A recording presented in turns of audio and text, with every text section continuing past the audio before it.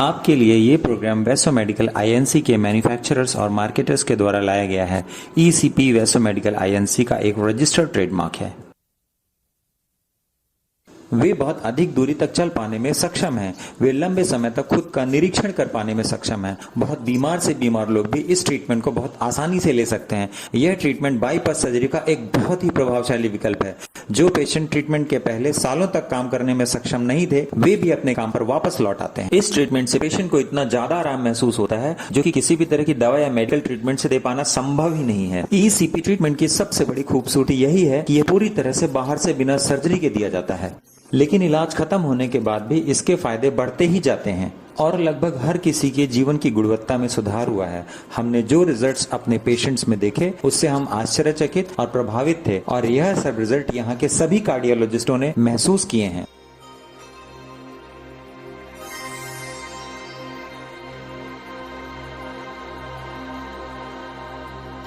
जैसा कि बताया जाता है कि ईसीपी अस्थमा और क्रॉनिक हार्ट डिजीज के लिए एक नया ट्रीटमेंट है, पर वास्तव में ईसीपी नया नहीं है। लेकिन ईसीपी का इतिहास वास्तव में 1950 और 60 के दशक का है।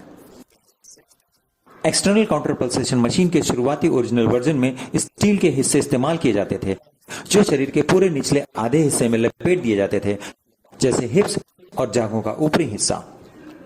कोरोनरी आर्टरीज में ब्लड फ्लो को ठीक करने के लिए शुरुआती दौर में विकसित किए गए काउंटर पल्सेशन मशीनों के फेलियर की वजह से 60, 70 और 80 के दशक में एंजियोप्लास्टी और बाईपास सर्जरी जैसे उपचारों ने जोर पकड़ना शुरू कर दिया था और इसी कारण से काउंटर पल्सेशन मशीनों के विकास का सारा विचार अमेरिका के बाहर ही चला गया। उस समय में विकसित किया गया काउंटर पल्सेशन आज की तरह एडवांस नहीं था, जिसमें एक सीक्वेंशियल इन्फ्लेमेबल काफ को अपर थाई तक टाइट बांधा जाता है, जिससे वास्तव में एक प्रभावशाली काउंटर पल्सेशन को प्राप्त किया जा सकता है।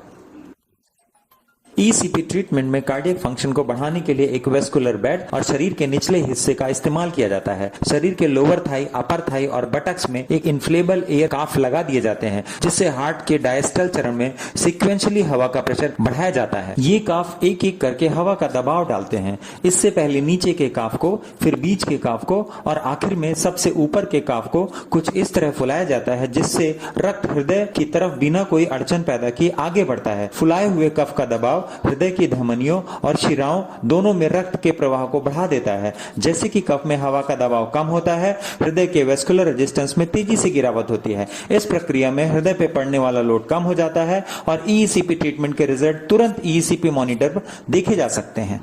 जैसे ही ईसीपी ट्रीटमेंट शुरू होता है, हार्ट का डायस्टोलिक प्रेशर दुगने से भी ज्यादा बढ़ा दिया जाता है। जब कोई भी उपचार, विशेष रूप से हृदय रोग जिसका अपना लंबा इतिहास रहा है, अभी तक इस ट्रीटमेंट को लेकर कई तरह के सवाल उठाए जाते हैं, क्योंकि अभी तक ईसीपी का कोई वास्तविक अध्ययन नहीं है जो कि वैज्ञानिक तरीके से इसका मूल्यांकन करता हो। ईसीपी ट्रीटमेंट की ज्यादातर स्टडीज हार्ट पेशेंट्स के व्यक्तिगत अनुभव और क्लिनिकल पैरामीटर्स पर आधारित है, जो यह स्पष्ट बताती है कि ईसीपी ट्रीटमेंट से कोरोनरी आर्टरी डिजीज के पेशेंट्स में एंजाइना तेजी से कम होता है और हार्ट पेशेंट्स के जीवन की गुणवत्ता में तेजी से सुधार होता है। कोरोनरी आर्टरी डिजीज के ट्रीटमेंट को स्टडी करने के लिए ईसीपी ट्रीटमेंट को जब अन्य ट्रीटमेंट के साथ कंपेयर किया गया तो उन सभी हार्ट पेशेंट्स के मापदंडों में सभी को एंजाइना पेक्टोरिस होना अनिवार्य था, क्योंकि उनके पास कोरोनरी आर्टरी डिजीज होने के पक्के सबूत से और नमूने के लिए चुने गए सभी हार्ट पेशेंट्स के टीएमटी टेस्ट पॉजिटिव थे। ईसीपी ट्रीटमेंट के परिणामों का अध्ययन करने के लिए कोरोनरी आर्टरी डिजीज के पेशेंट्स को दो तरह के समूहों में बांटा गया। पहला समूह जिनमें पेशेंट्स को पूरा ईसीपी ट्रीटमेंट दिया गया और दूसरा समूह जहां हार्ट पेशेंट्स को एक ऐसे मशीन पे काउंटर पल्सेशन दिया गया, लेकिन वो वास्तव में काउंटर पल्सेशन नहीं था। सभी पेशेंट्स को यही लग रहा था कि वे इलाज करवा रहे हैं। वे इस बात में अंतर नहीं बता सकते थे कि उन्हें सही इलाज दिया जा रहा है या दिखावटी इलाज। ईसीपी ट्रीटमेंट के रिजल्ट की स्टडी के लिए मुख्य रूप से ट्रेडमिल स्ट्रेस टेस्ट के रिजल्ट को मापा जाता है, जहां उन सभी रिजल्ट्स को एक कोर लैब में भेजा जाता है। कोर लैब में पेशेंट के एक्सरसाइज ट्रेडमिल स्ट्रिप्स के रिजल्ट्स को रैंडम रूप से चुनकर एक स्टैटिस्टिक्स बनाई जाती है, जहां देखा गया है कि ईसीपी ट्रीटमेंट से पेशेंट के ईसीजी के एसटी सेगमेंट डिप्रेशन और टोटल एक्सरसाइज टाइम में स्पष्ट सुधार देखने को मिला। जब कोई डेटा को देखता है तो उसमें 130 या उससे अधिक पेशेंट्स का डेटा होना अनिवार्य होता है जिन्हें ईसीपी ट्रीटमेंट दिया गया हो। इस ट्रीटमेंट में ऐसे पेशेंट्स की संख्या बहुत ही कम है जो ट्रीटमेंट को ईसीपी मशीन पे आसानी से नहीं ले पाए। अगर हम ईसीपी लेने वाले पेशेंट को देखते हैं तो वो ईसीपी ट्रीटमेंट प्रोटोकॉल को बहुत ही आसानी से फॉलो कर लेते हैं। हमने अपने अनुभव से देखा है कि पेशेंट बिना किसी दिक्कत के इन प्रोटोकॉल को पूरा कर लेते हैं। उनमें से ज्यादातर टीवी देखते हैं या मैगजीन्स पढ़ते हैं। कुछ लोग ट्रीटमेंट के दौरान फ्लिप हो जाते हैं और अभी तक हमने ऐसा किसी को नहीं देखा जिसे ईसीपी ट्रीटमेंट लेने में कोई परेशानी होती हो। यहाँ पर उन पेशेंट्स के लिए संक्षेप में हम 3 तरह के सैद्धांतिक परिणाम की बात करेंगे जिन्हें ईसीपी एक्सरसाइज ट्रीटमेंट दिया गया और दूसरा जिन्हें केवल प्लेसिबो एक्सरसाइज ट्रीटमेंट दिया गया। हमने पाया कि दोनों समूहों के पेशेंट्स ने बेस लाइन से काफी सुधार किया है। ईसीपी ट्रीटमेंट वाले पेशेंट्स में सुधार प्लेसिबो ग्रुप की तुलना में दुगने से भी अधिक था। इस्कीमिया या चेस्ट पेन में कमी, जो कि ईसीपी ट्रीटमेंट के रिजल्ट को देखने के लिए सबसे महत्वपूर्ण मापदंड था, ऐसे पेशेंट्स में ईसीपी ट्रीटमेंट से बेस लाइन से बहुत अधिक और स्पष्ट सुधार देखने को मिले, जबकि प्लेसिबो ग्रुप के पेशेंट्स में कोई विशेष बदलाव देखने को नहीं मिले। ईसीपी के परिणाम इस तथ्य को देखते हुए बहुत ही असाधारण थे क्योंकि परिणाम के लिए चुने गए मरीज वास्तव में अपने हृदय रोग से बहुत बीमार थे। उदाहरण के लिए अधिकांश रोगियों को या तो पहले हार्ट अटैक आ चुका था या उनकी पहले कई बार बाईपास सर्जरी और एंजियोप्लास्टी हो चुकी थी। अधिकांश मरीज इस ट्रायल की शुरुआत से ही 2 या 2 से अधिक दवाओं पे थे और उन्हें अब छोड़ दिया गया था। इसलिए इन परिणामों को वास्तव में उन रोगियों के समूह के संदर्भ में देखना होगा जिनके लिए अन्य उपचार के विकल्प समाप्त हो गए थे। हमने अब ईसीपी की रिसर्च में यह साबित किया है कि ईसीपी मशीन एंजाइना को कम करने का काम करती है और इसलिए ईसीपी ट्रीटमेंट को एंजियोप्लास्टी और बाईपास सर्जरी के विकल्प के रूप में देखा जा सकता है। ईसीपी थेरेपी हार्ट के कार्य करने की प्रक्रिया में 3 अलग अलग तरीके से प्रभाव डालती है। सबसे पहले विपरीत दिशा में बढ़ाया हुआ aortic blood flow coronary arteries में डायस्टोल के शुरू होते ही ठीक तभी पहुंचता है जब हार्ट रिलैक्स कर रहा होता है। इससे कोरोनरी आर्टरीज में ब्लड का प्रेशर और फ्लो दोनों बढ़ जाते हैं। दूसरा, हार्ट के सिकुड़ने के ठीक पहले वैस्कुलर बेड में शरीर के निचले हिस्से से हवा का दबाव हटने से ब्लड पंपिंग के लिए हृदय पे पड़ने वाला अवरोध अचानक ही कम हो जाता है। तीसरा, हार्ट पर लोड घटने और वीनस में रिटर्न बढ़ने के संयुक्त प्रभाव की वजह से बिना अतिरिक्त ऑक्सीजन की खपत के कार्डियक आउटपुट भी बढ़ जाता है। यदि कोरोनरी आर्टरीज बहुत पतली या अवरुद्ध हो जाती हैं, जब स्टेनोसिस या हार्ट अटैक हो जाता है, तो मायोकार्डियम और इनका वैस्कुलर एरिया इस्कीमिक और डेड हो जाता है।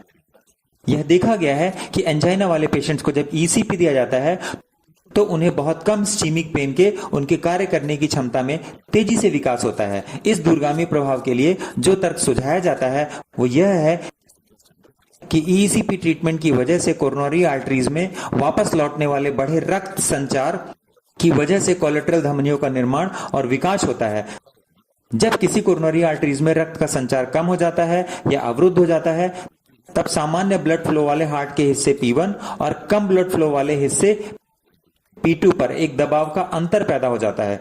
ईसीपी ट्रीटमेंट से हार्ट के डायस्टोलिक चरण में रक्त के दबाव को मरकरी के 150 मिलीमीटर या इससे ज्यादा तक बढ़ाया जाता है, जिससे वेस्कुलर एरिया में रक्त के दबाव का अंतर बढ़ जाता है। ये बढ़ा हुआ रक्त का दबाव का अंतर पूरे हार्ट के मायोकार्डियम टिश्यूज में कोलेटरल धमनियों के निर्माण और उनको चौड़ा करने के लिए जिम्मेदार होता है। इन सब से हार्ट को रक्त की आपूर्ति की समस्या खत्म हो जाती है और अच्छे परिणाम दिखने लगते हैं। मुझे लगता है कि ईसीपी ट्रीटमेंट से पेशेंट में शुरुआती फायदे इसलिए दिखने शुरू हो जाते हैं क्योंकि इससे हार्ट पे लोड घटता है, डायस्टोलिक फ्लो बढ़ता है, हार्ट की ब्लड पंप करने की क्षमता बढ़ जाती है और वीनस रिटर्न भी बढ़ जाता है। जब हम ऐसे पेशेंट्स की स्टडी करते हैं जो पहली बार ईसीपी ट्रीटमेंट ले रहे होते हैं तो उन्हें इतना फायदा कैसे होता है, अभी तक यह भी अच्छे से स्पष्ट नहीं हो पाया है।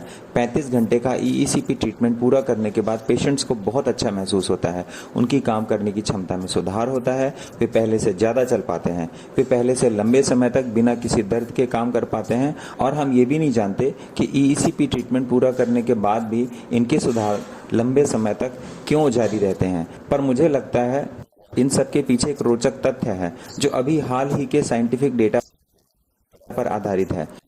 अभी हाल ही के अध्ययनों से पता चला है कि जब हम वेस्कुलर सिस्टम के एंडोथेलियम सेल्स में तनाव या खिंचाव देते हैं तो उनमें ग्रोथ फैक्टर या विकास शुरू हो जाता है और यह भी देखा गया है कि यदि किसी कोरोनरी धमनी के बड़े हिस्से में यही ग्रोथ फैक्टर किसी भी तरीके से पैदा किया जाए, चाहे उसके लिए कोई प्रोटीन दिया जाए या कोई एंटीवायरल दवा जो वेस्कुलर सिस्टम के हर हिस्से में उस प्रोटीन को फैला दे, तो इससे एंजियोजेनेसिस तेजी से बढ़ जाता है। अगर सारी जानकारी के दोनों टुकड़ों को साथ में रखकर देखा जाए तो तार्किक रूप से यह स्पष्ट कहा जा सकता है कि वैस्कुलर सिस्टम में बड़े तनाव की वजह से डायस्टोलिक फ्लो में वृद्धि होती है और एंडोथेलियम सेल्स में ग्रोथ फैक्टर पैदा हो जाता है, जिससे एंजियोजेनेसिस की शुरुआत हो जाती है और कोलेटरल धमनियों का निर्माण और विकास शुरू हो जाता है।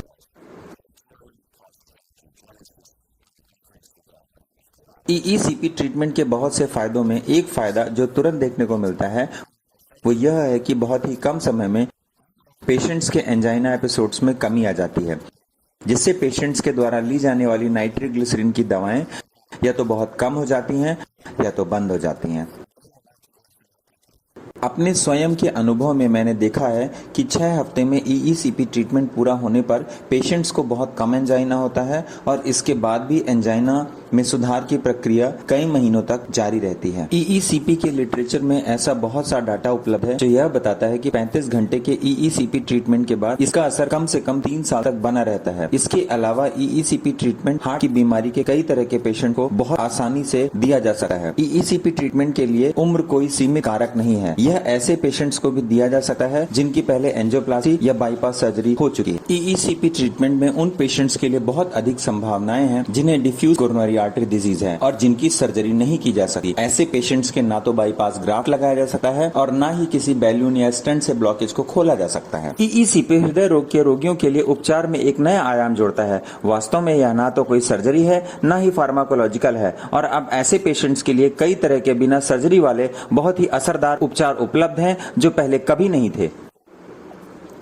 अगर मैं खुद को ईईसीपी ट्रीटमेंट सर्विस देने वाले के रूप में देखूं तो ईसीपी ट्रीटमेंट की वजह से हार्ट पेशेंट्स में जिन्हें बहुत ज्यादा एंजाइना होता है और जो लोग चल भी नहीं पाते, ऐसे पेशेंट्स में इतना सुधार देखकर मैं बहुत प्रभावित हूं। मैंने ईईसीपी ट्रीटमेंट को अपनी प्रैक्टिस के लिए बहुत ही उपयोगी पाया है क्योंकि मैं उन्हें कुछ ऐसा दे पाता हूं जो उन्हें पहले कभी भी हार्ट की बीमारी के इलाज और एंजाइना के इलाज के लिए नहीं मिल पाया। तथ्य तो यही है कि यह ट्रीटमेंट बिना किसी सर्जरी के किया जाता है और इस ट्रीटमेंट के रिजल्ट इतने ज्यादा प्रभावशाली होती हैं कि इसे हार्ट सर्जरी के विकल्प के रूप में सीधे तौर पर इस्तेमाल किया जा सकता है, क्योंकि सर्जरी में बहुत ज्यादा रिस्क होता है। अगर हम निष्कर्ष की बात करें तो 35 घंटे का ट्रीटमेंट पूरा होने के बाद 80% से ज्यादा पेशेंट पहले की तुलना में बहुत ज्यादा चल पाने और काम कर पाने में सक्षम हो जाते हैं। हमने देखा है कि पेशेंट स्वयं में मुख्य रूप से यही अंतर देखते हैं कि बिना किसी दर्द के वो पहले की तुलना में कितना ज्यादा काम कर पाते हैं और कितना चल पाते हैं। हमने देखा है कि जिन हार्ट पेशेंट्स को ईसीपी ट्रीटमेंट दिया जाता है वो पहले से बहुत ज्यादा खुश रहते हैं क्योंकि वो पहले से अधिक काम कर पाते हैं। उन्हें एक ही जीवन मिला है जिसे वे बिना सीने में दर्द या तकलीफ के जी पाते हैं। वेसो मेडिकल इंक वेस्टबरी न्यूयॉर्क की एक चिकित्सा प्रौद्योगिकी कंपनी है जो इनोवेटिव और कॉस्ट इफेक्टिव कार्डियोवास्कुलर मशीनों के निर्माण और उनके व्यवसायीकरण के लिए समर्पित है। ईईसीपी वेसो मेडिकल इंक का एक रजिस्टर्ड ट्रेडमार्क है।